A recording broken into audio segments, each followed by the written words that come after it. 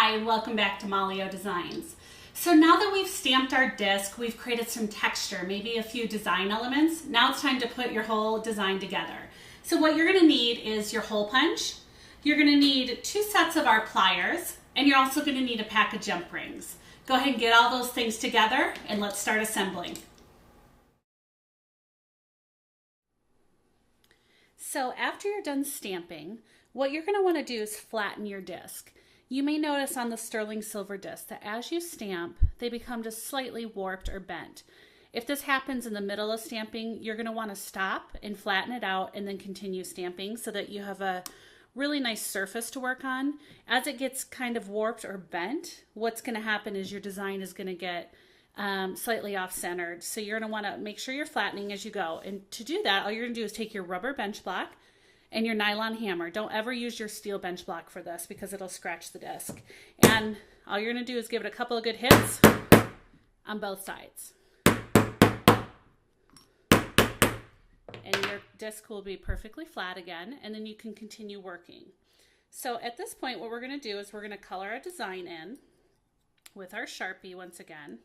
And again, don't worry about getting it on the disc. That's what the polishing pads are for, to get that off. So if you're ever making marks, placement, anything on your disc with the marker, don't worry. But you also don't want to let it sit for like an hour because it could possibly stain the disc. But as long as you're just marking it for a few minutes, it's going to come right off with the polishing pad. Okay, so I'm just coloring in all my letters. You're going to want to make sure to really get down into the crevice. And then what I actually like to do is set it on this rubber block because it kind of holds onto the disc, and then go ahead and polish it on there. Okay, and just really push down and scrub into the disc. And that's what's gonna get all of that marker off the surface. If you ever notice that it's starting to look kind of smeared, just find a clean spot on your pad and start polishing, and that'll get rid of that kind of smeared effect.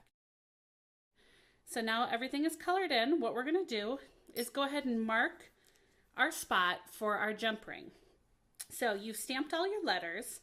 Now what you're going to do is find the center of the empty space that you have available. So you don't ever have to worry at the beginning about centering your letter on the disc. You're just going to start stamping, and then when you're done, you're going to find the empty space and just find the center of that area. Okay? Now, what we're going to do, you can see I marked a dot there where I want my hole to go. We're going to take our hole punch, and as you can see, there's a pin right here. The pin is going to face down into the disc. You're going to line it up with your hole and just give it a squeeze, and then just kind of wiggle it out. And there you have your hole. Now, what we're going to do is add our jump ring. The first thing you're going to want to do is choose between a 6mm or an 8mm jump ring. Either works great. However, if you're making a keychain, you want to make sure to choose the 8mm so that it fits properly. You're also going to want to grab 2 pairs of jewelry pliers. It's important that these are jewelry pliers and not a pair that you find in your home improvement box, as these are not going to scratch your metal. You're also going to have your disc ready, and we're going to learn how to open a jump ring. We're going to start by grabbing our jump ring on the right-hand side. We're going to come in with another pair of pliers and grab it on the left.